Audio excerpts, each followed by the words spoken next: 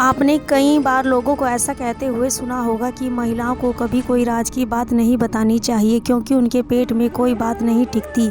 इसका कारण चाहे कुछ भी हो, लेकिन महाभारत में इससे जुड़ा एक प्रसंग जरूर मिलता है। इतिहास के बड़े युद्ध महाभारत की कहानी तो आपने सुनी ही होगी। इसके तमाम पहलू, घटनाओं की छोटी छोटी कई कहानियां हैं। पांडव और कौरवों के बीच धर्म और अधर्म को लेकर चलते इस युद्ध का परिणाम काफ़ी भयानक था। भले ही इस युद्ध में पांडव जीते थे, लेकिन युद्ध के बाद उनकी दुनिया बदल चुकी थी।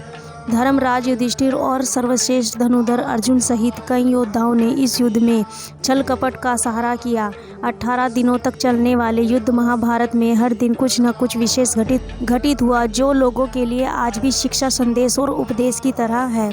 इस युद्ध के अंत में युधिष्ठिर ने अपनी मां कुंती को श्राप तक दे दिया था। आइए बताते हैं पूरी कहानी। महाभारत के युद्ध के बाद सभी मृतक परिजनों और रिश्तेदारों का तर्पण करने के बाद पांडव 1 महीने तक गंगा घाट पर रहे। धर्मराज युधिष्ठिर को देखने और उन्हें सांत्वना देने के लिए कई महान ऋषि और संतों के आने जाने का क्रम लगा हुआ था। इसी बीच नारद मुनि युधिष्ठिर के पास गए और युधिष्ठिर से मनन स्थिति के बारे में पूछा। नारद युधिष्ठिर से प्रश्न करते हुए कहते हैं कि हे युधिष्ठिर, अपनी भुजाओं के बल और भगवान श्री कृष्ण की कृपा से आपने युद्ध में विजय प्राप्त कर ली। क्या पापी दुर्योधन को परास्त करने के बाद तुम प्रसन्न नहीं हो? मुझे आशा है कि शोक और विलाप आपको नहीं सता रहा है। युधिष्ठिर ने उत्तर दिया कि वास्तव में मैंने श्री कृष्ण की कृपा और ब्राह्मणों के आशीर्वाद और भीम अर्जुन की शक्ति के आधार पर ही इस युद्ध को जीत लिया। फिर भी एक गहरा दुख है जो आज भी मेरे दिल में बैठा हुआ है। मुझे लगता है कि मेरे अपने लोभ के कारण ही इतनी बड़ी संख्या में प्रजनों का वध हुआ है। पुत्र अभिमन्यु की मृत्यु, द्रौपदी का विलाप देखते मैं जीत को हार मानता हूँ। युधिष्ठिर ने कहा कि इन सभी योद्धाओं के वध के बाद मुझे पता चला कि कर्ण मेरा भाई था। उनका जन्म सूर्यदेव और मेरी माता कुंती के मिलन से हुआ था। उन्हें सारी दुनिया राधे का पुत्र मानती थी, लेकिन वास्तव में वह मेरी माँ के सबसे बड़े पुत्र थे। मैंने अनजाने में उन्हें मार दिया। यह बात मुझे अंदर ही अंदर खाए जा रही है। ना तो अर्जुन और ना ही भीम और ना ही दोनों छोटे भाई जानते थे कि कर्ण हमारा सबसे बड़ा भाई है। हालांकि कर्ण जानते थे कि हम उनके छोटे भाई हैं। उन्हें इस बात की जानकारी भगवान श्री कृष्ण और मेरी माँ ने दी थी।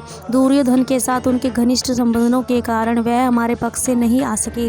हालांकि उन्होंने हमारी जान नहीं ली, लेकिन एक वचन दिया था, अगर मेरे पास अर्जुन और कर्ण दोनों होते तो मैं दुनिया को जीत सकता था। यह कहते हुए युधिष्ठिर भावुक हो गए और अपने आंसू पोंछने लगे। तभी उनकी माँ कुंती आ गई और अपने पुत्र से बोली, युधिष्ठिर, इस तरह से शोक मत करो। मैंने पहले कर्ण को आपके साथ उसके रिश्ते की बारे में बताने की कोशिश की थी। सूर्यदेव ने भी उससे बात की थी। हालांकि अपनी घनिष्ठ मित्र के कारण कर्ण ने दुर्योधन का साथ नहीं छोड़ा। माँ कुंती की सांत्वना की बात सुनी तो युधिष्ठिर अपने क्रोध और शोक को शांत नहीं कर सके। धर्मराज युधिष्ठिर ने अपनी माँ कुंती से कहा कि आपने इतनी बड़ी बात छिपाकर हमें अपने श्रेष्ठ भ्राता का हत्यारा बना दिया। युधिष्ठिर ने क्रोध में आकर अपनी माता कुंती के साथ, मैं आज समस्त नारी जाति को श्राप देता हूँ कि वह अब चाहकर भी कोई बात अपने हृदय में छिपाकर नहीं रख पाएंगी। युधिष्ठिर के इसी श्राप के कारण महिलाओं को शापित बोला जाता है और कहा जाता है कि उनके पेट में कोई बात नहीं छिपती। और आप लोग भी क्या इस राय से सहमत हैं? प्लीज़ कमेंट करके ज़रूर बताएं। और क्या आप लोगों को भी लगता है कि ये सही है? तब का श्राप अब तक चला आ रहा है। और प्लीज़ हमारे चैनल पे अगर न्यू है तो हमारे चैनल को लाइक करें, शेयर करें, सपोर्ट करें, सब्सक्राइब करें और प्लीज़ हमारे चैनल का सहयोग बनाए रखें।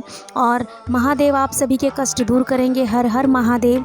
सभी का दिल से थैंक यू, धन्यवाद।